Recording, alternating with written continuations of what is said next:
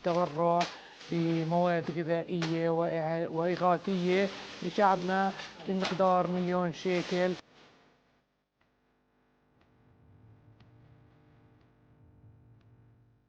اللي نقدر إن شاء الله نجتاز هذه المرحلة بأمان.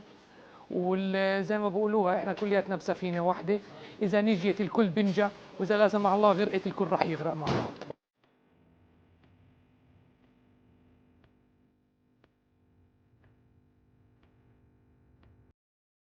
نحن في هذه الأثناء نحاول أن نسد الخلل الذي أصاب المجتمع الفلسطيني وبالذات مجتمع محافظة الخليل من خلال هذا التبرع الكريم الذي يقوده أبناء الخليل. وهنا يعني أقدم الشكر والتقدير والثناء والعرفان والامتنان لإخواننا أبناء المرحوم الحاج عبد الحفيظ الحداد على ما قدموا وبذلوا نحو هذه الحملة، فسدوا ثغرة كبيرة في هذه الحملة نحو الفقراء والمحتاجين والأيتام والأرامل.